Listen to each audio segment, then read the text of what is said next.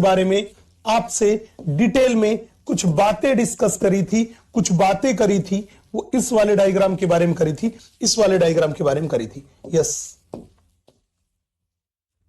चले।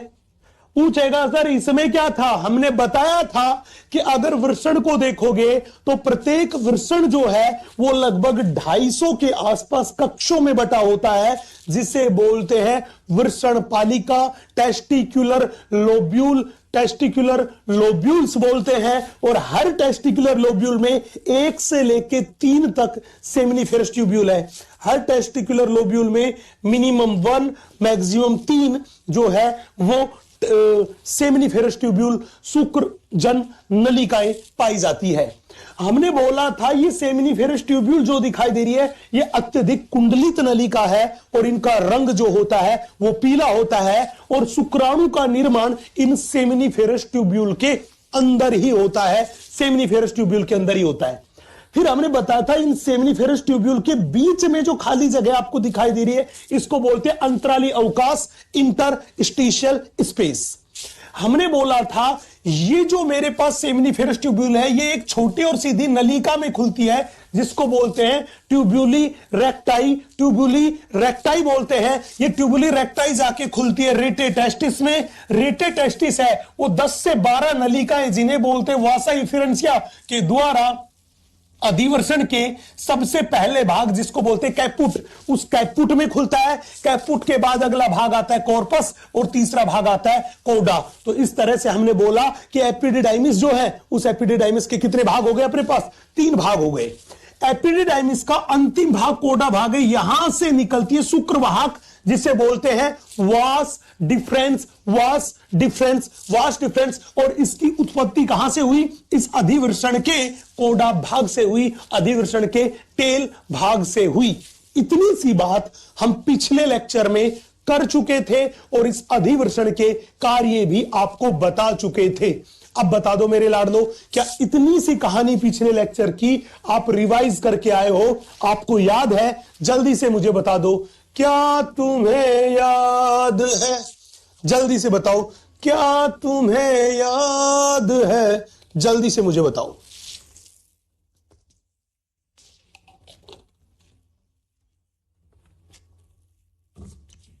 क्या तुम्हें याद है? बोला यस गुरुजी, ताबड़तोड़ जवाब आ रहा है। हाँ सर जी, हाँ सर जी, एकदम याद है, एकदम याद है। तो मैं आगे की कहानी बताता हूं कि इस वास्ट डिफरेंस, इस शुक्रवाहक के आगे की क्या कहानी है। बहुत ध्यान से, बहुत इत्मीनान से देखना इस अगले बड़े ही खूबसूरत से प्यारे से डायग्राम को जो आपकी स्क्रीन पर रहा। यस, ये बड़ा ही प्यारा सा खूबसूरत सा डायग्राम जो आपकी स्क्रीन पे है, इसको बड़े ध्यान से, बड़े इत्मीनान से देखना। बेटे यहां पे ये लाल रंग की जो संरचना आपको दिखाई दे रही है, इस लाल रंग की संरचना को ही अपन बोलते हैं टेस्टिस। ये लाल रंग की संरचना जो दिखाई दे रही है इसको अपन बोलते हैं टेस्टिस। आपसे पूछेगा ये टेस्टिस जो होता है, ये वृषण होता है, ये किस में स्थित होता है? वृषण कोश में। तो ये हरे रंग की जो संरचना आपको दिखाई दे रही है इसी को अपन बोलते हैं वृषण कोश। इस हरे रंग की संरचना को अपन बोल के चलते हैं वृषण कोश। क्या बोल के चलते हैं? वृषण कोश। अब याद करो, मैंने बोला था हर एक वृषण की पृष्ठ सतह पर पाई जाती है ये संरचना, ये नीले रंग की संरचना, इसी को अपन बोलते हैं अधिवृषण, जिसको अपन बोलते हैं एपिडिडाइमिस। अब बड़े ध्यान से देखना, एपिडिडाइमिस के पूंछ भाग से ये नलिका निकली, ये पीले रंग वाली नलिका। आपको ये पीले रंग वाली जो नलिका दिखाई दे रही है बेटा, इस पीले रंग वाली नलिका को ही अपन बोलते हैं वास डिफरेंस, दैट इज शुक्रवाहक। ये जो पीले रंग की नलिका है ये अधिवृषण के बिल्कुल निचले भाग, कोडा भाग से, पूंछ भाग से निकलती है और इसी को अपन बोलते हैं शुक्रवाहक। इसी को अपन बोलते हैं शुक्रवाहक, या हमने बोला वास डिफरेंस। इसी को अपन बोलते हैं शुक्रवाहक, या हम बोलते हैं vas deferens, vas deferens, vas deferens. Yes, बोला गुरुजी, ठीक है। अब एक बात बहुत ध्यान से देखो, ये मेरे पास शुक्रवाहक है, वास डिफरेंस है, जो कि शुक्राणुओं के परिवहन का संवहन का कार्य करती है। और आपको ये जो सफेद रंग का बॉक्स दिखाई दे रहा है, इस सफेद रंग के बॉक्स को बोलते हैं मूत्राशय। ये जो सफेद रंग का दिखाई दे रहा है, इसको अपन बोल के चलते हैं, वो बोल के चलते हैं मूत्राशय। अगर ये मूत्राशय है तो याद रखना मेरे बच्चे, ये हरे रंग वाली ये दिखाई दे रही है, ये मेरे पास है मूत्रवाहिनी, ये मेरे पास है मूत्रवाहिनी। ये जो हरे रंग की दिखाई दे रही है आपको, ये भी मेरे पास क्या है, ये भी मेरे पास है मूत्रवाहिनी। अब बड़े ध्यान से, बड़े इत्मीनान से देखना, हमने आपसे कहा कि ये मेरे पास व्हाइट रंग का मूत्राशय है, इस मूत्राशय में मूत्र को डालने का काम करती है मूत्रवाहिनी। अब याद करो, पिछले लेक्चर में हमने बात करी थी स्पर्मेटिक कोड के बारे में। किसके बारे में बात करी थी? स्पर्मेटिक कोड के बारे में। अब मुझे जल्दी से बताओ, क्या आपको स्पर्मेटिक कोड के बारे में हमने बात करी थी, तो क्या स्पर्मेटिक कोड याद है क्या? जल्दी बोलो, यस जल्दी बोलो, स्पर्मेटिक कोड तुम्हें याद है क्या? जल्दी बोलो। पिछले लेक्चर में मैंने बात करी थी स्पर्मेटिक कोड के बारे में। बोला जी सर बिल्कुल याद है। और मैंने बोला था कि ये स्पर्मेटिक कोड था, उसके अंदर क्या, ये शुक्रवाहक, ये वास डिफरेंस प्रेजेंट थी, तंत्रिका प्रेजेंट थी, रक्तवाहिनी प्रेजेंट थी, क्रीमास्टर पेशी प्रेजेंट थी। वो सारी की सारी चीजें किसमें प्रेजेंट थी? शुक्रवाहक में।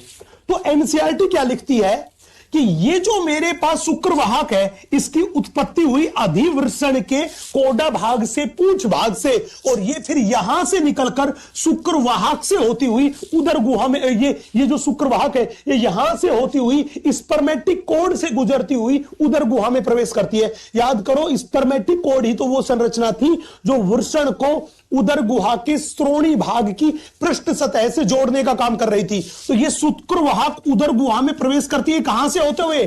हमने बोला ये स्पर्मेटिक कोड से होते हुए उदर गुहा में प्रवेश करती है। और फिर देखो, ये यहां पे इस मूत्राशय के ऊपर लूप बनाती है, लूप बनाती है। किसके ऊपर लूप बनाती है? उदर गुहा में जाके ये इस मूत्राशय के ऊपर लूप बनाती है। कौन? ये पीले रंग की शुक्रवाहक। फिर देखो, ये शुक्रवाहक जो है, ये इसका अंतिम फूला हुआ भाग है। ये इसका अंतिम भाग है, जो कैसा भाग है? फूला हुआ भाग है। इसका ये अंतिम फूला हुआ जो भाग है, इसको अपन बोलते हैं एम्पुला। तो जब भी कोई कहे एम्पुला क्या है, तो आप कहोगे वास डिफरेंस का, इस शुक्रवाहक का अंतिम फूला हुआ भाग जो है वो कहलाता है एम्पुला। और ये एम्पुला क्या काम करता है बेटा? याद रखना, जब वीर्य के साथ शुक्राणु बाहर निकलते हैं, तो वो शुक्राणु कहां से निकलते हैं? वो इस एम्पुला से ही निकलते हैं। तो मैंने बोला ये एम्पुला क्या काम करता है? तो मैंने बोला ये शुक्राणुओं का संग्रहण करता है। ये शुक्राणुओं का संग्रहण करता है, संग्रहण करता है। तो जब भी बोले बताओ एम्पुला क्या काम करता है, हमने बोला शुक्राणुओं का संग्रहण करता है। अब यहां पर देखो, ये वाला नीले रंग की संरचना आपको दिखाई दे रही होगी। ये नीले रंग की संरचना जो आपको दिखाई दे रही है मेरे लाडले, बड़े ध्यान से, बड़े इत्मीनान से देखना। ये नीले रंग की संरचना जो है, ये आपको दिखाई दे रही होगी। और इस नीले रंग की संरचना ये ऐसे है, जैसे ऐसे चेहरा पीछे छिपा हुआ है ना? ऐसे कर लेते हैं ना, ऐसे झांक के देख रहा हूं, तो ऐसे दिखाई दे रहा है ये कि इस मूत्राशय के पीछे से झांक के देख रहा है ये। हाँ, झांक के देख रहा है। और ये झांक के देखने वाली संरचना कुछ और नहीं बेटा, इसी को अपन बोलते हैं शुक्राशय। इसी को अपन बोल के चलते हैं, वो बोल के चलते हैं शुक्राशय। अब बड़े ध्यान से, बड़े इत्मीनान से देखना, जब भी कोई कहे कि शुक्राशय कितने होते हैं, अरे भैया शुक्राशय जो होते हैं वो दो होते हैं, एक तो इस तरफ और दूसरा, ये तो एक टेस्टिस था, दूसरे टेस्टिस की साइड का दूसरा। तो शुक्राशय कितने होते हैं? दो शुक्राशय होते हैं। और ये कहां होते हैं? हमने बोला मूत्राशय की पृष्ठ सतह पर स्थित।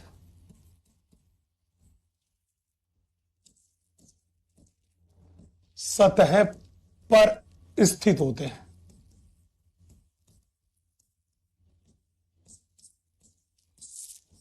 हमने बोला ये कहां स्थित होते हैं? हमने बोला शुक्राशय जो है वो मूत्राशय के पीछे होते हैं, तभी तो पीछे से झांक के देख रहे हैं, उसकी पृष्ठ सतह पर स्थित होते हैं, पृष्ठ सतह पर स्थित होते हैं। लेकिन काम की बात बड़े ध्यान से सुन लेना, हमने बोला था ये शुक्रवाहक जो थी, ये शुक्रवाहक क्या करेगी, बोला सर शुक्राणुओं को लेके आएगी। तो यहां से शुक्राणु आए, यहां से, बोला सर यहां पे ये लाल रंग की नलिका, यहां से देखना ये शुक्राशय है, ये एक सहायक ग्रंथि है, यहां से शुक्राशय द्रव्य आया, इस लाल रंग की नलिका से होता हुआ शुक्राशय द्रव्य आया और वो कहां पहुंचा, इस हरे रंग की नलिका में पहुंचा।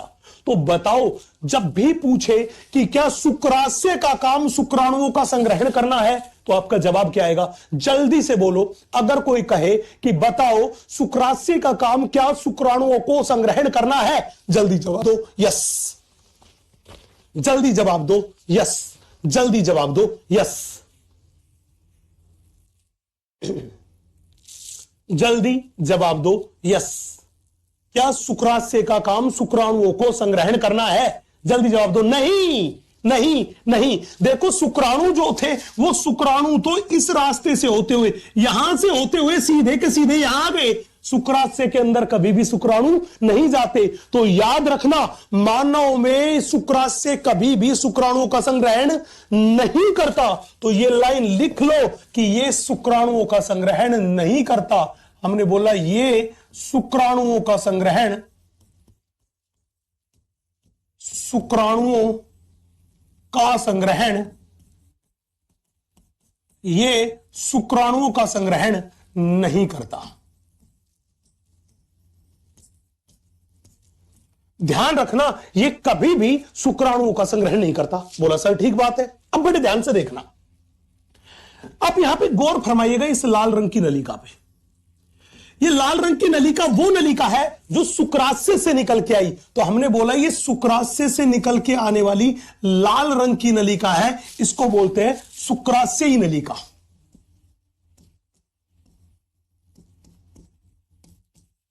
इसको बोलते हैं शुक्राशयी नलिका। ये शुक्राशय की नलिका है।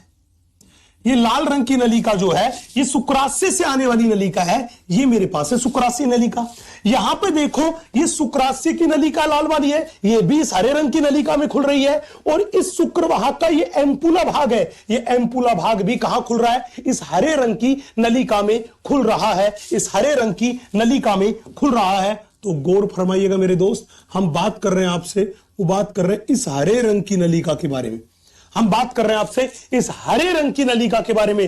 पूछेगा सर ये हरे रंग की नलिका को क्या बोलते हैं? बेटा ये जो हरे रंग की नलिका, ये जो हरे रंग की नलिका आपको दिखाई दे रही है, इस हरे रंग की नलिका को बोलते हैं स्खलन नलिका, दैट इज इजैक्यूलेटरी डक्ट। इसे ही बोलते हैं स्खलन नलिका। इसी को बोलते हैं स्खलन नलिका, दैट इज इजैक्यूलेटरी डक्ट। इसी को बोलते हैं स्खलन नलिका, दैट इज इजैक्यूलेटरी डक्ट। आप देखो ये स्खलन नलिका जो है ये इस रास्ते में खुल रही है।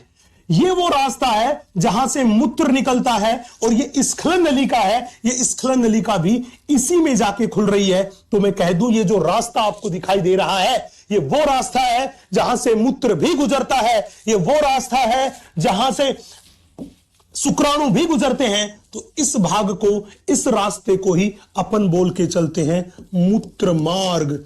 इस रास्ते को ही बोल के चलते हैं मूत्र मार्ग। इस रास्ते को ही बोल के चलते हैं मूत्र मार्ग। बोला सर ठीक है।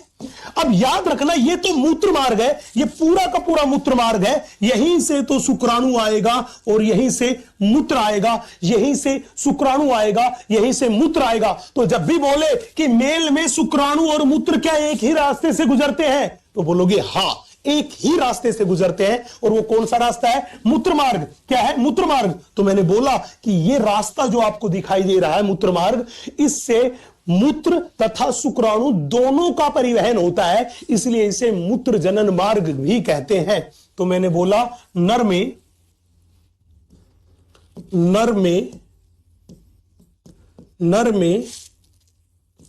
मूत्र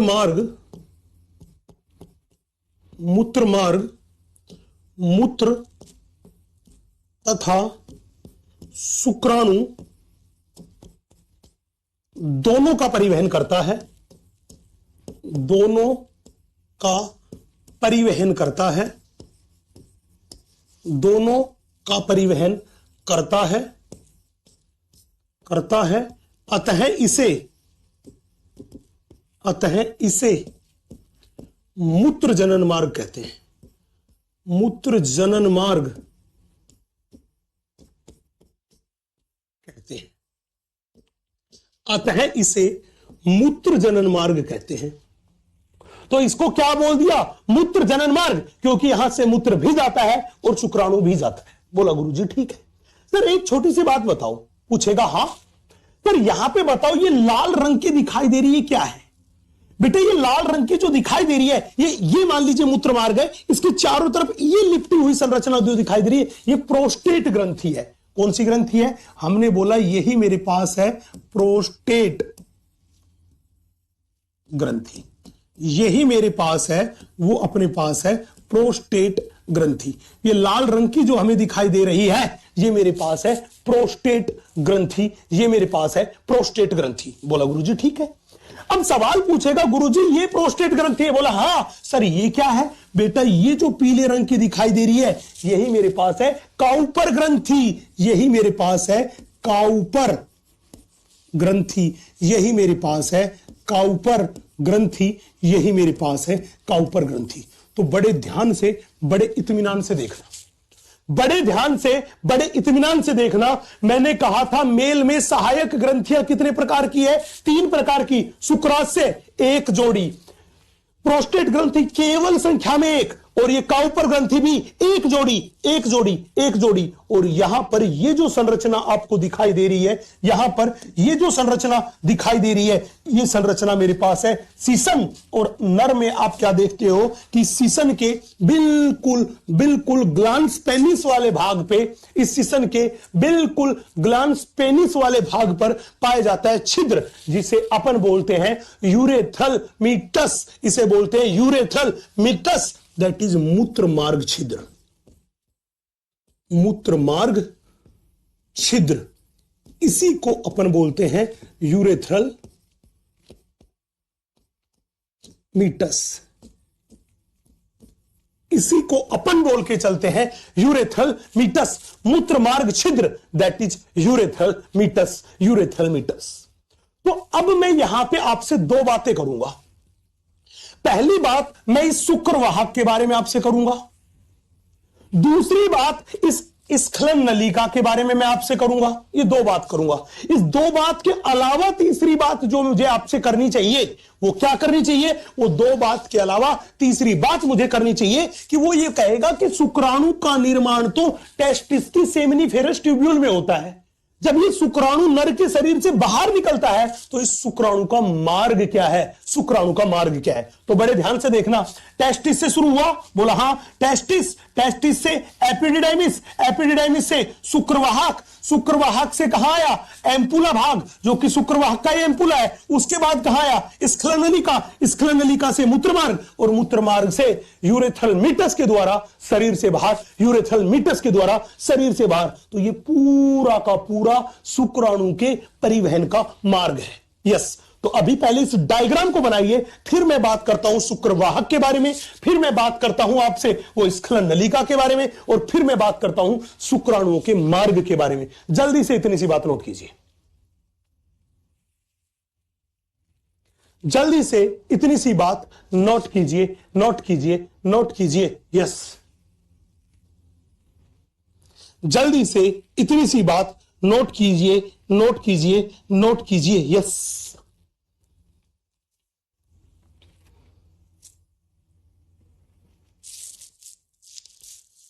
जल्दी से इतनी सी बात नोट कीजिए। यस,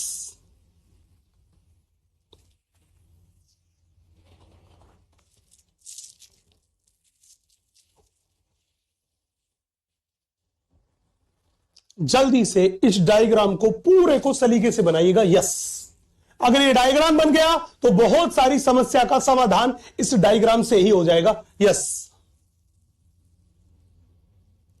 नोट हो गया? तो बड़े ध्यान से बड़े इत्मीनान से देखना। सबसे पहले मैं आप लोगों से बात करता हूं, वो बात करता हूं किसके बारे में मेरे बच्चे? मैं आपसे बात करता हूं, वो बात करता हूं शुक्रवाहक के बारे में।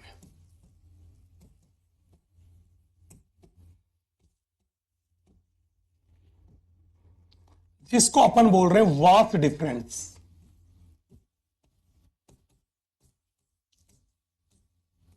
सबसे पहले हम बात कर रहे हैं आपसे, वो बात कर रहे हैं शुक्रवाहक के बारे में, दैट इज वास्ट डिफरेंस के बारे में।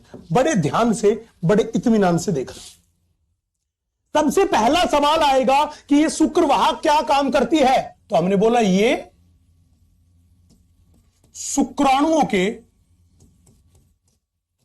शुक्राणुओं के परिवहन में सहायक है। परिवहन में सहायक है।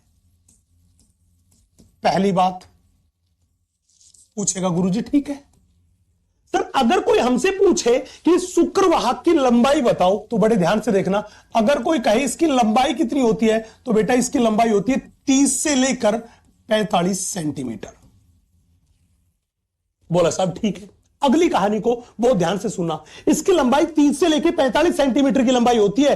पूछेगा कि ये शुक्रवाहक जो था ये उदर गुहा में प्रवेश कहां से करती है? स्पर्मेटिक कोड से होती हुई उदर गुहा में प्रवेश करती है। तो मैंने बोला ये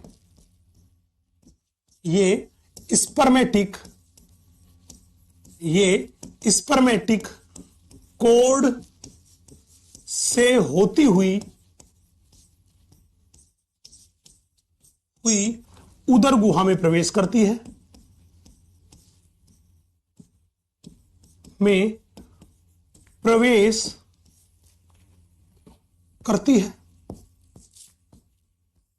ये उदर गुहा में प्रवेश करती है। बोला साहब ठीक बात है। फिर पूछेगा उदर गुहा में जाके क्या करती है? ये मूत्राशय पर लूप बनाती है। तो मैंने बोला उदर गुहा में ये मूत्राशय के ऊपर लूप बनाती है। हमने बोला उदर गुहा के अंदर ये क्या करती है? मूत्राशय के ऊपर ये लूप बनाने का काम करती है। बोला ठीक है। अब बताओ इस शुक्रवाहक का अंतिम फूला हुआ भाग, हमने बोला इसका अंतिम फूला हुआ भाग, अंतिम फूला हुआ भाग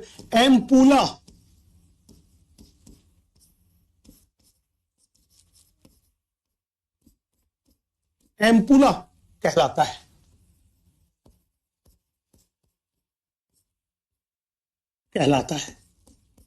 ये सारी की सारी बात किसके बारे में है? शुक्रवाहक के बारे में है। अब सवाल आपसे एक और पूछा जाएगा, सर स्खलन नली का इजैक्यूलेटरी डक्ट क्या होती है? ये लीजिए, सब पूछेंगे कि सर स्खलन नली का, जिसको बोलते इजैक्यूलेटरी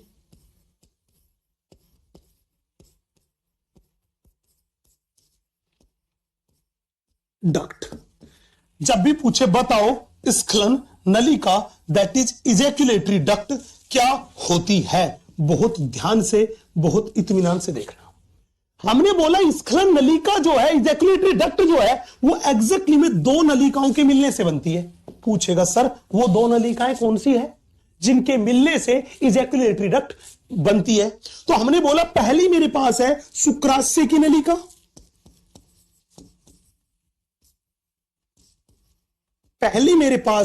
शुक्राशय की नलिका। बोला सर ठीक है। प्लस दूसरी कौन सी है? पहली तो शुक्राशय की नलिका है, दूसरी नलिका हमने बोला दूसरी मेरे पास है, वो अपने पास है शुक्रवाहक। मैं कहूं शुक्रवाहक या मैं कह दूं एम्पुला। शुक्रवाहक का भी कौन सा भाग? एम्पुला भाग। बच्चे इन दोनों से ही मिलके अपने पास बनती है, वो बनती है शुक्राशय की नलिका। तो ये बनती है स्खलन नलिका। तो जब भी बोले स्खलन नलिका कितनी नलिकाओं के जुड़ने से बनती है? दो, एक शुक्राशय की नलिका और एक शुक्रवाहक, दैट इज उसका एम्पुला भाग। आप इस डायग्राम में देख सकते हैं। ये हरे वाली नलिका क्या है? स्खलन नलिका। ये देखो शुक्रवाहक का एम्पुला भाग और ये शुक्राशय की नलिका, दैट इज शुक्राशय नलिका। इन दोनों ने मिलकर क्या बनाई? स्खलन नलिका। इसलिए हमने बोला स्खलन नलिका दैट इज इजैकुलेटरी डक्ट, शुक्राशय की नलिका प्लस शुक्रवाहक दैट इज एम्पुला के मिलने से बनती है, मिलने से बनती है, पहली बात। और दूसरी बड़ी बात, ये कहां खुलती है? हमने बोला ये मूत्र मार्ग में, ये मूत्र मार्ग में खुलती है। तो जब भी बोले कि बताओ ये कहां खुलती है, तो जवाब याद रखना कि ये वो नलिका है जो मूत्र मार्ग में खुलती है, मूत्र मार्ग में खुलती है, मूत्र मार्ग में खुलती है। इतनी सी बात को नोट कर लो, नोट कर लो, नोट कर लो। यस, इतनी सी बात को नोट कर लो, नोट कर लो, नोट कर लो। यस,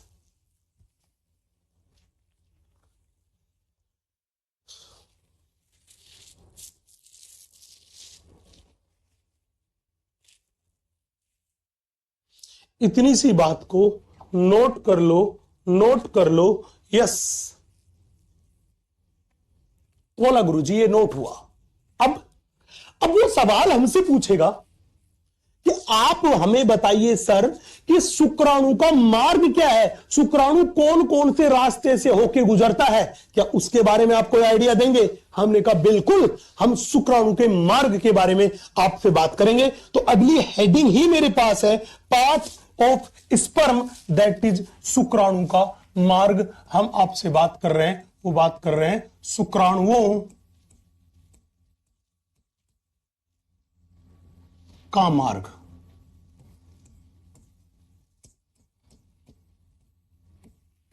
हमने बोला कि हम बात ही आपसे कर रहे हैं दैट इज शुक्राणुओं का मार्ग, शुक्राणुओं का मार्ग, शुक्राणुओं का मार्ग। बोला साहब ठीक है। बड़े ध्यान से, बड़े इत्मीनान से देखना, बड़े ध्यान से, बड़े इत्मीनान से देखना। जब भी बोले शुक्राणुओं का मार्ग क्या है, बेटे याद करो शुक्राणु के निर्माण का स्थल था, वो था सेमिनिफेरस ट्यूब्यूल। शुक्राणु के निर्माण का स्थल क्या था? Seminiferous tubule. तो शुक्राणु की शुरुआत कहां से होगी? हमने बोला शुक्राणु की शुरुआत जो होगी वो अपने पास होगी सेमिनिफेरस ट्यूब्यूल्स। ये सेमिनिफेरस ट्यूब्यूल्स वो जगह थी जहां पर शुक्राणुओं का निर्माण होता है। बोला गुरुजी ठीक है। ये सेमिनिफेरस ट्यूब्यूल आगे जाके कहां खुल रही थी? ये ट्यूब्यूली रेक्टाई में खुल रही थी। सेमिनिफेरस ट्यूब्यूल से शुक्राणु कहां है? छोटी सीधी नलिका दैट इज ट्यूब्यूली रेक्टाई। ये ट्यूब्यूली रेक्टाई किस में खुल रही थी? ये रेटे टेस्टिस में खुल रही थी। यस, ट्यूब्यूली रेक्टाई जाके खुल रही थी, वो खुल रही थी अपने पास किस में? हमने बोला रेटे टेस्टिस में। ये कहां खुल रही थी? ये रेटे टेस्टिस में खुल रही थी, ये रेटे टेस्टिस में खुल रही थी। रेटे टेस्टिस कहां खुल रहा था? वासा इपिरेंसिया में, जिसको बोलता है शुक्रवाहिकाएं।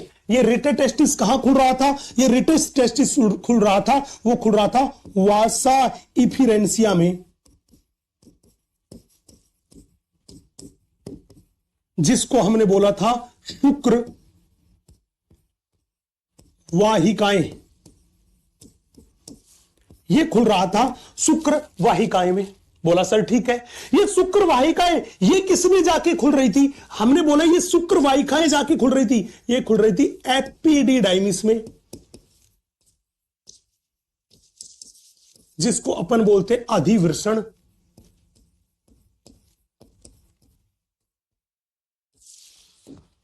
ये खुल रही थी एपिडिडाइमिस में, जिसको बोल रहे अपन अधिवृषण। बोला सर ठीक है। अब बड़े ध्यान से देखना, पूछेगा सर ये एपिडिडाइमिस किसमें खुल रहा था? याद करो एपिडिडाइमिस जो था वो खुल रहा था किसमें? वास डिफरेंस में। हमने बोला ये एपिडिडाइमिस जो था ये किसमें खुल रहा था? ये खुल रहा था वास डिफरेंस में। इसी को तो बोलते हैं शुक्रवाहक।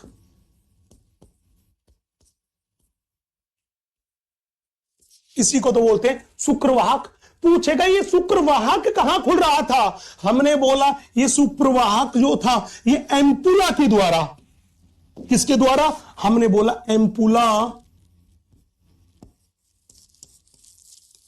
के द्वारा, ये अपने पास एम्पुला के द्वारा जाके खुल रहा था इजैक्यूलेटरी डक्ट में।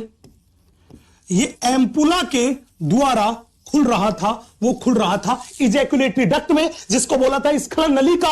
ये स्खलन नलिका किस में खुल रही थी, बड़े ध्यान से देखना, हमने बोला ये जो स्खलन नलिका है, ये स्खलन नलिका कहां पर खुल रही थी, हमने बोला ये इजैक्यूलेटरी डक्ट है, ये स्खलन नलिका है, ये जाके खुल रही थी मूत्र मार्ग में। कहां पे खुल रही थी, मूत्र मार्ग में, जिसको अपन बोलते यूरेथ्रा।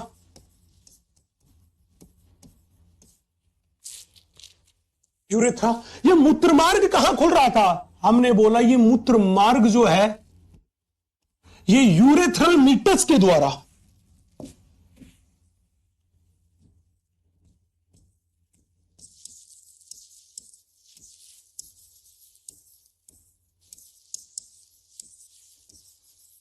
हमने बोला कि ये यूरेथ्रल मीटस के द्वारा कहां खुल रहा था, शरीर से बाहर।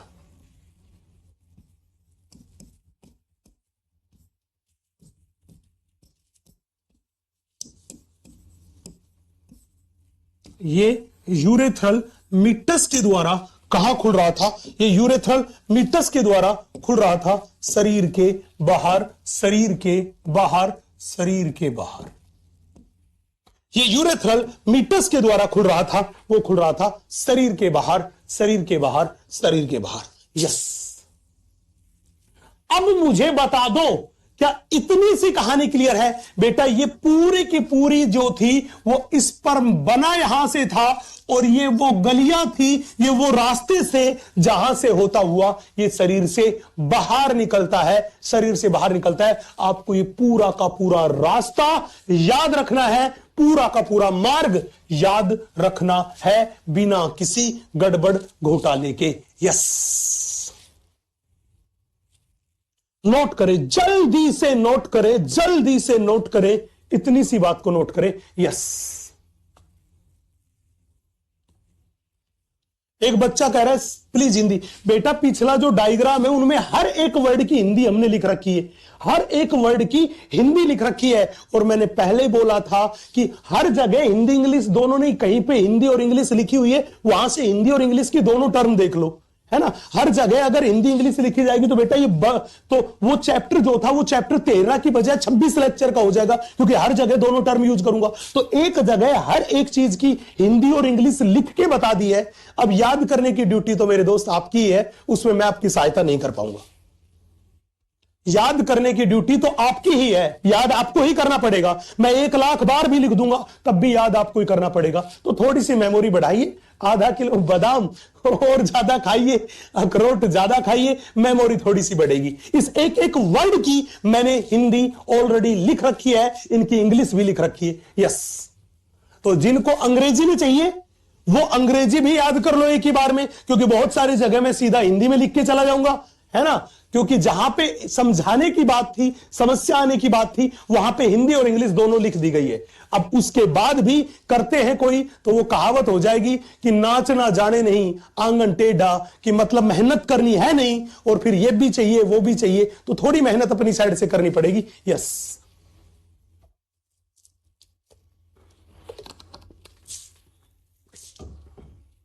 थोड़ी सी मेहनत करनी पड़ेगी भाई। कहावत है यूं ही नहीं मिलती राही को मंजिल, एक जुनून सा दिल में जगाना होता है। पूछा चिड़िया से कैसे बनाया घोंसला, बोली उड़ना पड़ता है बार बार, तिनका तिनका उठाना होता है, तिनका तिनका उठाना होता है, तिनका तिनका उठाना होता है। तो बड़े ही जोश और जुनून के साथ एक एक वर्ड जो था उस एक एक वर्ड को बड़े ध्यान से देखना, बड़े ध्यान से देखना। अब एक बच्चा कह रहा है, एक बच्चा कह रहा है सर, नहीं बच्चा मेरे से नहीं कह रहा, वो किसी और से कह रहा है कि तू नाराज हो गई क्या मेरे से। हाँ भाई नाराज हो ही जाएगी तेरे से, है ना, तो तू ऐसी बात ही मत कर, नहीं तो नाराज हो ही जाएगी। सर बादाम भिजवा दो हमारे घर। अरे भाई सर तो खुद बादाम नहीं मिल पाते, मेरे देवता तेरे घर कहां भिजवा दे, सर तो खुद फक्कड़ है एकदम। Yes yes. ए भाई बेटा कोशिश यही करनी है, जितने नाम इंग्लिश में आप ज्यादा याद करोगे एमबीबीएस में उतनी ही आसानी होगी, है ना। नहीं तो एमबीबीएस फर्स्ट ईयर के रिजल्ट में सबके सुपड़े साफ हो जाएंगे, क्योंकि वहां हिंदी का एक भी वर्ड नोटबुक में लिखने को नहीं मिलेगा। 20 नंबर का सवाल आएगा, 6 पेज लिखने हैं, वो इंग्लिश में जवाब देना है ना, फिर हालत खराब हो जाएगी। तो अभी से थोड़ा सा चेंज करते हुए चलो, ताकि बाद का रास्ता आपको आसान लगे, वहां पे मुश्किलें खड़ी ना हो। चलो भाई जल्दी से नोट कर लो, जल्दी से नोट कर लो, जल्दी से नोट कर लो।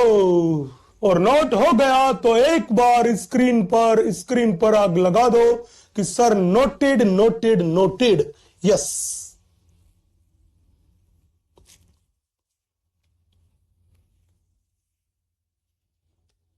Noted noted noted noted noted noted, बेहतरीन। अब अगर इतनी सी बात नोट हो गई तो मैं थोड़ी सी बात आपसे करता हूं। सर यार गुरुजी एक बात बताओ, हम नन्हे मुन्ने बच्चे हैं, बिल्कुल नन्हे मुन्ने बच्चे हैं, कोई दो राय नहीं है। और नन्हे मुन्ने बच्चे को आप कई बार डांट भी देते हो। बिल्कुल यार मैं डांट भी देता हूं, क्योंकि नन्हे मुन्ने को ही डांटा जा सकता है। तुम बड़े हो जाओगे, जब डॉक्टर बन जाओगे, और मैं तुम्हारे हॉस्पिटल में कभी गलती से चला गया, फिर मैं अगर तुम्हें डांट दूंगा तो तुम मेरी किडनी निकाल लोगे भाई साहब, है ना। कहोगे कि सर ने पढ़ाते थे बहुत डांटा था, बार बार सवाल गलत करने के बाद कहते थे कि लड़कों सुधर जाओ, रसगुल्लो नहीं फोन में घुस के रिलैक्स हो, भाई चप्पल से कुटूंगा। सर बहुत डांटा है आपने, है ना, बहुत कुटाई करी है फोन में घुस घुस के, है ना। अब बदला लेंगे, अब आपकी किडनी निकाल लेंगे। तो भाई मैं इसीलिए अभी डांट लेता हूं, क्योंकि बाद में तो मैं ऐसे कह दूंगा, डॉक्टर साहब नमस्कार, डॉक्टर साहब पहचान गए क्या, आशीर्वाद तो है ना डॉक्टर साहब, फिर ऐसे बात करनी पड़ेगी, क्योंकि नहीं तो डॉक्टर साहब गरमा जाएगा थोड़ा सा बदला लेने पे, और पता चला डॉक्टर साहब ने किडनी निकाल ली। तो भाई साहब इसके लिए बेहद जरूरी है ना, पहले से ही थोड़ा सा भाई साहब मामला सेट रखे। चलो तो फ्यूचर के डॉक्टर लोगों से निवेदन है कि थोड़ा सा आ जाए, अपन एक नए टॉपिक के बारे में बात कर रहे हैं। आपको पता है कि हमने बोला कि वृषण की संरचनात्मक और क्रियात्मक इकाई ये सेमिनिफेरस ट्यूब्यूल है, यही वो है जहां पे शुक्राणु का निर्माण होता है। और हमने बताया था कि अगर एक टेस्टिकुलर लोब्यूल को देखोगे, एक वृषण पालिका को देखोगे, तो एक टेस्टिकुलर लोब्यूल में कम से कम एक और ज्यादा से ज्यादा 3 सेमिनिफेरस ट्यूब्यूल पाई जाती है। बताओ क्या तुम्हें याद है, जल्दी बताओ क्या तुम्हें याद है,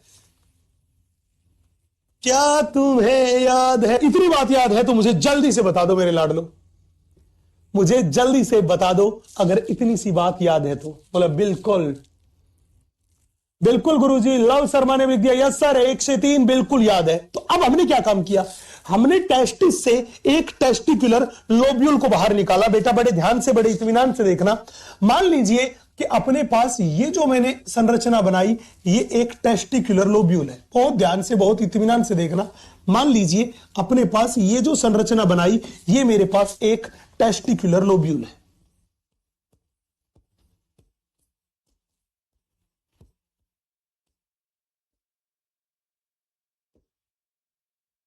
अब मान लीजिए ये जो संरचना बनाई मैंने, ये एक टेस्टिकुलर लोब्यूल है। अब हमने बोला कि हर एक टेस्टिकुलर लोब्यूल को देखना, उस लोब्यूल के अंदर हमें मिलेगी मिनिमम 1 और मैक्सिमम 3 सेमिनिफेरस ट्यूब्यूल। बोला बिल्कुल ठीक बात है। तो हमने मान लिया ये टेस्टिकुलर लोब्यूल है, और इस टेस्टिकुलर लोब्यूल के अंदर ये जो दिखाई दे रही है, ये मेरे पास सेमिनिफेरस ट्यूब्यूल है, ये मेरे पास सेमिनिफेरस ट्यूब्यूल है। यस, हमने बोला ये जो दिखाई दे रही है, ये मेरे पास, ये हर एक जो मेरे पास दिखाई दे रही है, ये संरचना, ये एक सेमिनिफेरस ट्यूब्यूल है।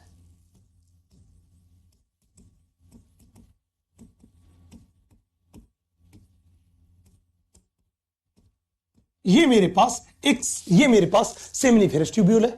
बोला गुरुजी ठीक है।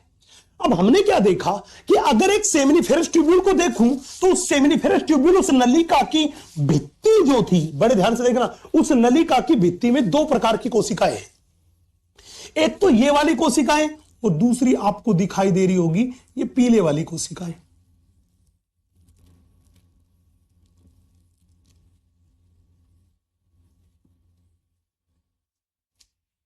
तो यहां पर हमने देखा कि अपने पास इसमें दो प्रकार की कोशिकाएं दिखाई दे रही है।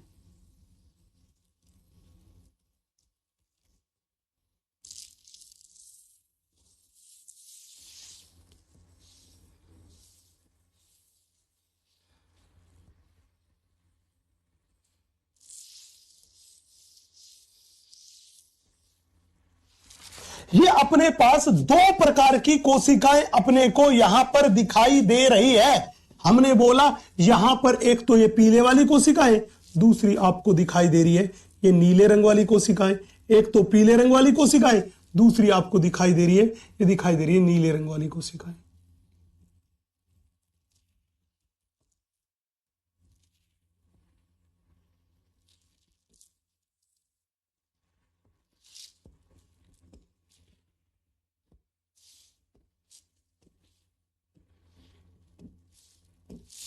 बोला सर ठीक है।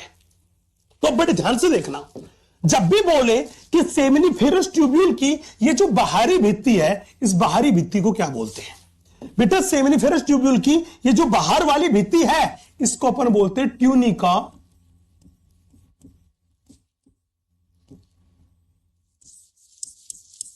प्रोप्रिया।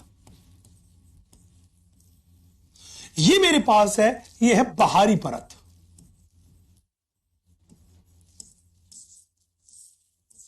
ये ट्यूनिका प्रोप्रिया जो है, ये मेरे पास है बाहरी परत। अब पूछेगा अंदर वाली परत, बेटा ये जो मेरे पास दिखाई दे रही है, इसको बोलते हैं अंदर वाली परत। ये अंदर वाली परत है, इसे बोलते हैं जनन उपकला।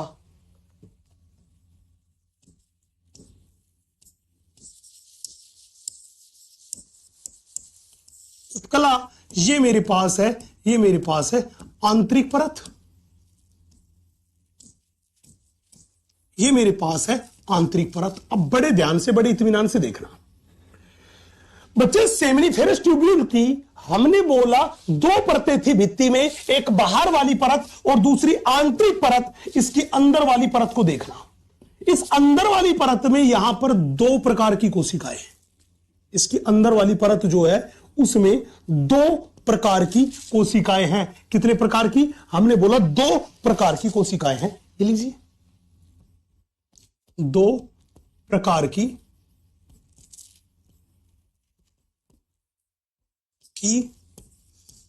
सेल्स वो होती है उपस्थित। पूछेगा गुरुजी ठीक है, दो प्रकार की कौन सी कोशिका? बेटा एक कोशिका को तो हम बोलते हैं नर जर्म सेल, जिसको बोलते हैं स्पर्मेटोगोनिया। स्पर्मेटोगोनिया, या इसी का नाम है नर जर्म कोशिका।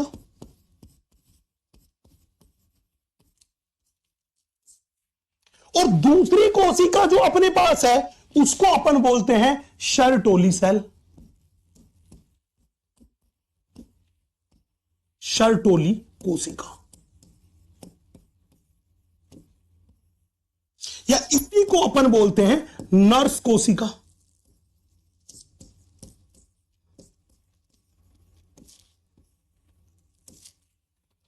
तो जब भी सवाल पूछे तो हमेशा जवाब याद रखना।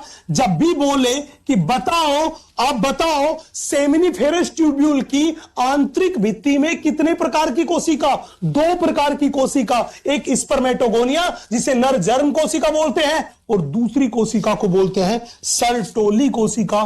दूसरी कोशिका को बोलते हैं शर्टोली कोशिका। दूसरी कोशिका को बोलते हैं शर्टोली कोशिका। बोला गुरुजी ठीक है। सर एक बात बताओ, क्या यहां पर स्पर्मेटोगोनिया कौन सी है और शर्टोली कोशिका कौन सी है? बेटा ये नीले रंग वाली जो आपको दिखाई दे रही ना, ये, इसको तो हमने बोल दिया शर्टोली कोशिका।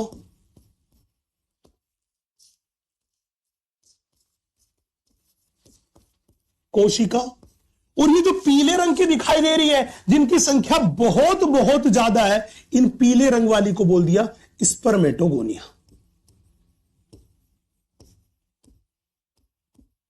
दैट इज नर जर्म कोशिका, नर जर्म कोशिका, नर जर्म कोशिका। बोला सर ठीक है। अब बड़े ध्यान से देखना, अब बताओ, हमने कहीं पढ़ा था कि सेमिनिफेरस ट्यूब्यूल के बीच में अवकाश पाया जाता है, यह बात हमने पढ़ी थी, डायग्राम में पढ़ी थी। यस, बताओ सेमिनिफेरस ट्यूब्यूल के बीच में जो अवकाश पाया जाता है उस अवकाश को क्या बोलते हैं? जवाब दो। सेमिनिफेरस ट्यूब्यूल के बीच में जो अवकाश पाया जाता है उस अवकाश को क्या बोलते हैं? जल्दी बोलो यस, जल्दी बोलो यस।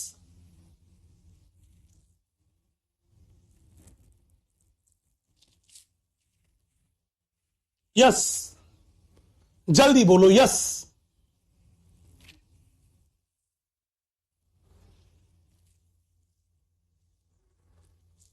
इंटरस्टिशियल स्पेस, अंतराली अवकाश।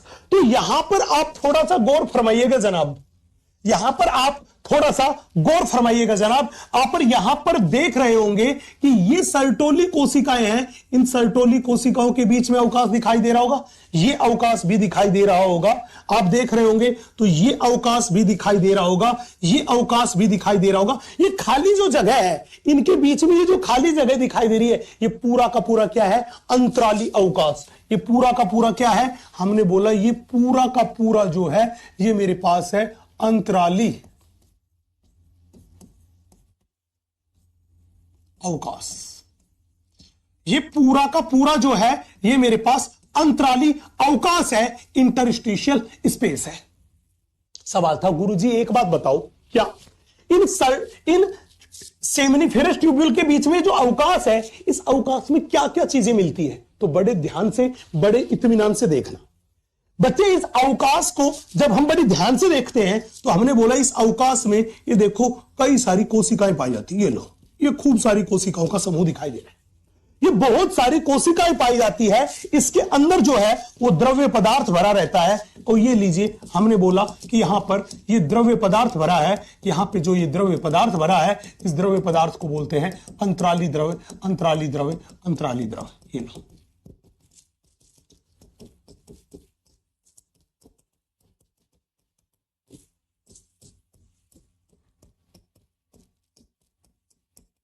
इसको बोलते अंतराली द्रव्य। बोला सर ठीक है। उसके अलावा बेटा ये जो भाग है इसमें रक्त वाहिनियां पाई जाती है, रक्त वाहिनियां पाई जाती है। हमने मान लिया ये रही, ये जो लाल रंग से बना दी, ये यहां पे उपस्थित रक्त वाहिनियां हैं। बोला सर ठीक है। सर और क्या पाया जाता है? बेटा उसके अलावा यहां पर कुछ WBC पाई जाती है। कुछ क्या पाई जाती है? WBC पाई जाती है। कुछ यहां पर WBC पाई जाती है, कुछ यहां पर WBC पाई जाती है। ये लीजिए, हमने मान लिया ये रही यहां पर WBC। बोला साहब ठीक है। अब बड़े ध्यान से, बड़े इत्मीनान से देखना, जब भी बोले कि अंतराली द्रव में टोटल कितनी चीजें, हमने बोला इस अंतराली द्रव में टोटल अपने पास 4 चीजें हैं। अंतराली अवकाश में टोटल मिला के 4 चीजें। पहला तो ये सफेद रंग का जो हमें दिखाई दे रहा है अंतराली द्रव, पहला दिखाई दे रहा है अपने पास अंतराली द्रव्य, ये पाया गया। बोला सर ठीक है। और हमने बोला यहां पर हमें ये दिखाई दे रही है, ये दिखाई दे रही है रक्त वाहिनी, ये दिखाई दे रही है रक्त वाहिनी। तो ये लीजिए, यहां पर हमें दिखाई दी, वो दिखाई दी रक्त वाहिनी। बोला गुरुजी ठीक है। और क्या दिखाई दे रहा है? यहां पर देखो, ये हरे रंग वाली कोशिकाएं हमें दिखाई दे रही है। ये हरे रंग वाली कोशिकाएं सेमिनिफेरस ट्यूब्यूल के अंदर नहीं है, इस अंतराली अवकाश में है। इन्हें ही तो बोलते हैं लेडिंग सेल्स। यस, इन्हें ही तो बोलते हैं लेडिंग सेल्स, इन्हें ही तो बोलते हैं लेडिंग सेल्स। यहां पर देखो, ये जो मेरे पास गुलाबो दिखाई दे रही है, ये गुलाबो जो है ये मेरे पास है WBCs, ये मेरे पास है WBCs। इन्हीं को बोलते हैं प्रतिरक्षा कोशिका, क्योंकि WBC का काम है शरीर को प्रतिरक्षा प्रदान करना, शरीर को प्रतिरक्षा प्रदान करना। तो जब भी सवाल में आए और आपसे पूछा जाए कि ये चारों की चारों चीजें जो है ये कहां पर पाई जाती है, बताओ ये सेमिनिफेरस ट्यूब्यूल के अंदर पाई जाती है कि सेमिनिफेरस ट्यूब्यूल के बाहर पाई जाती है? पहले ये बताओ। यस, जल्दी बोलो, जल्दी बोलो कि ये चारों की चारों चीजें सेमिनिफेरस ट्यूब्यूल के अंदर पाई जाती है कि सेमिनिफेरस ट्यूब्यूल के बाहर पाई जाती है? बाहर पाई जाती है। जल्दी बोलो।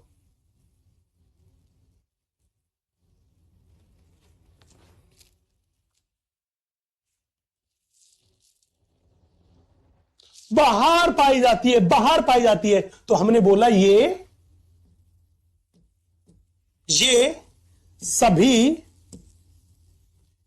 सभी अंतराली अवकाश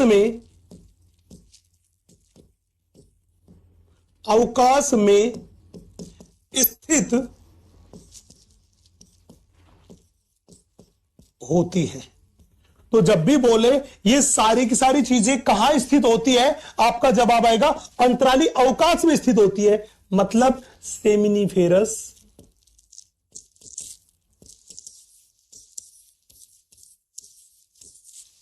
ट्यूब्यूल के बाहर।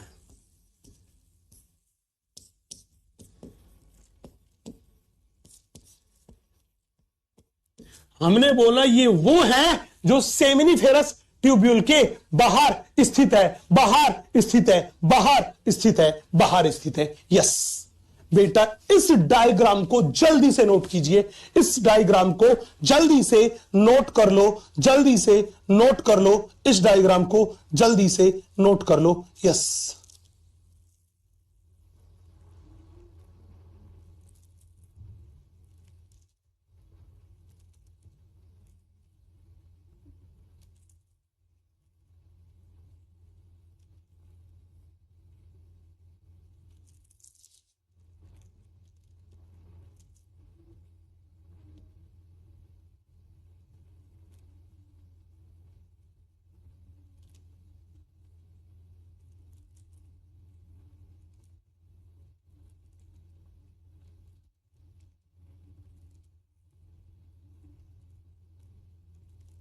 यस, जल्दी से नोट कर लो, जल्दी से नोट कर लो। यस,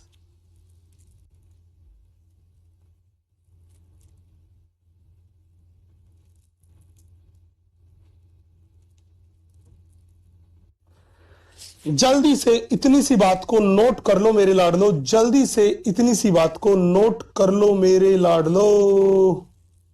दिखाता हूं।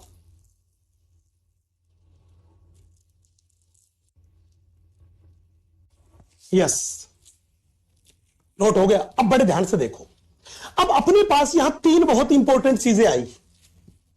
पहली चीज अपने पास आई, सर आप ये बताओ ये स्पर्मेटोगोनिया है, ये क्या काम करती है? अब बताओ ये शर्टोनी सेल जिसको हमने नर सेल बोला, ये सेल क्या काम करती है? तीसरा पूछेगा सर ये लेडी कोशिका है, ये क्या काम करती है? इन तीनों के बारे में बड़े इत्मीनान से, बड़े सलीके से बताना। यस, तो बड़े ध्यान से देखना। सबसे पहली बात, ये स्पर्मेटोगोनिया और सर्टोनी सेल दोनों की दोनों जो है ये सेमिनिफेरस ट्यूब्यूल की आंतरिक परत में पाई जाती है, जिसको जनन उपकला कहते हैं। जबकि ये लेडी सेल जो है ये सेमिनिफेरस ट्यूब्यूल के बीच के अंतराली अवकाश में स्थित होती है, अंतराली अवकाश में स्थित होती है। तो चलिए सबसे पहले मैं कहानी शुरू करता हूं आपके सामने, वो करता हूं लेडी सेल से।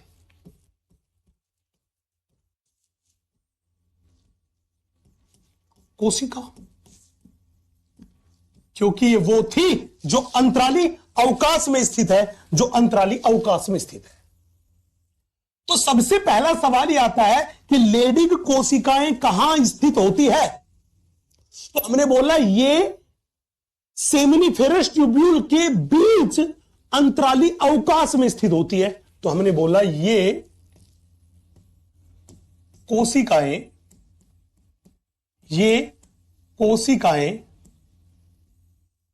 सेमिनिफेरस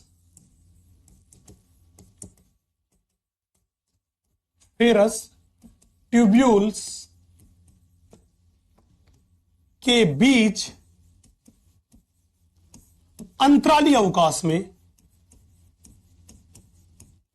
अंतराली अवकाश में स्थित होती है।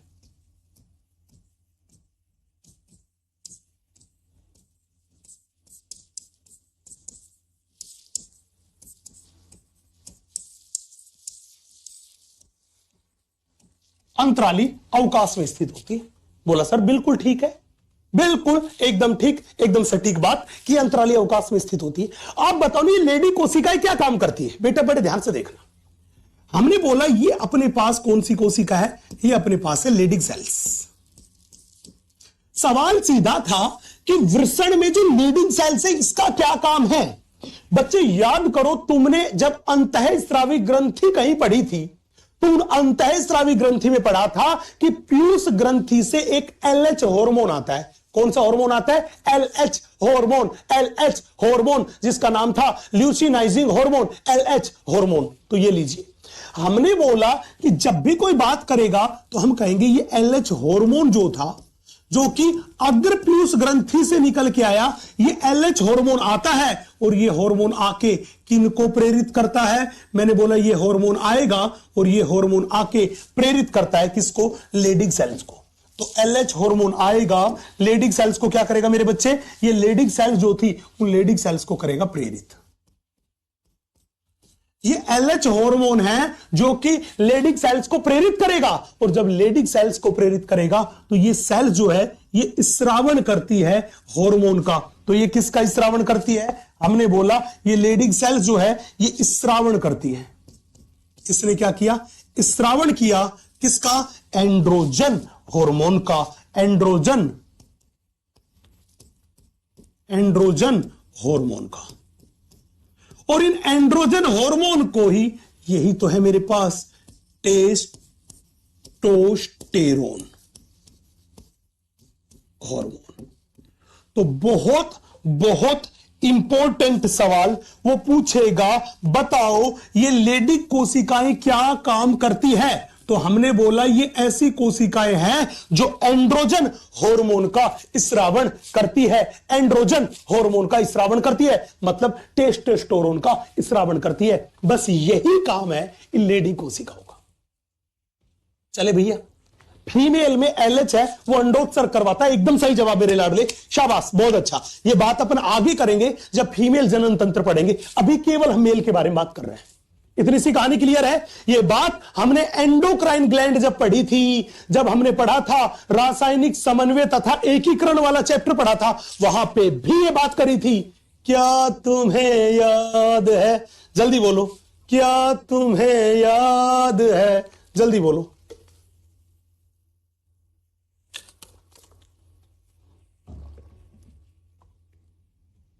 बोला हाँ जी गुरुजी, इतनी सी बात हमें याद है। यस। अब सवाल था, सर एक बात बताओ, क्या यहां पे हम बात कर रहे हैं लेडिंग सेल्स के बारे में, क्या इनके अलावा और? हमने बोला दूसरी कोशिका को हमने बोला स्पर्मेटोगोनिया।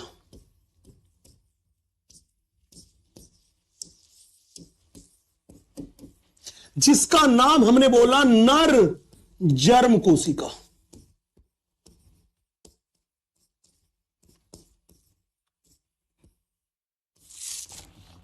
पूछेगा सर ये नर जर्म कोशिका जो स्पर्मेटोगोनिया है जिसके बारे में आप बात कर रहे हो, इस स्पर्मेटोगोनिया की क्या कहानी है? इसके बारे में भी तो कुछ बताओ।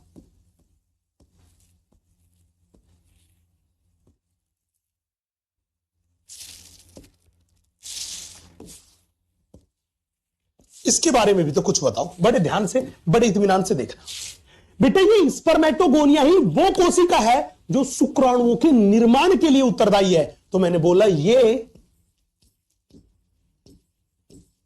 शुक्राणुओं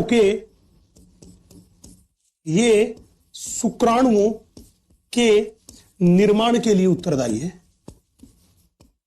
निर्माण के लिए उत्तरदायी है। ये शुक्राणुओं के निर्माण के लिए उत्तरदायी है। और आपको पता है कि शुक्राणुओं के निर्माण की प्रक्रिया को बोलते हैं स्पर्मेटोजेनेसिस। आगे पढ़ेंगे इसके बारे में, स्पर्मेटोजेनेसिस। शुक्राणुओं के निर्माण की प्रक्रिया को बोलते हैं स्पर्मेटोजेनेसिस। तो ये स्पर्मेटोजेनेसिस करवाने के लिए उत्तरदायी है कौन सी? स्पर्मेटोगोनिया। क्या नाम है? स्पर्मेटोगोनिया, जिसे बोल दिया नर जर्म कोशिका। नर जर्म कोशिका। यस, इतनी सी बात को नोट कीजिए। इतनी सी बात को नोट कीजिए, एंड्रोजन, विपिन, एंड्रोजन है वो कई सारे हार्मोन्स का समूह है, और ये एंड्रोजन है, इनको सीधी भाषा में बोल दे कि मेल का टेस्टोस्टेरोन जो हार्मोन है वो एक एंड्रोजन है बेटा, वो लिख रखा है ब्रैकेट में, यस।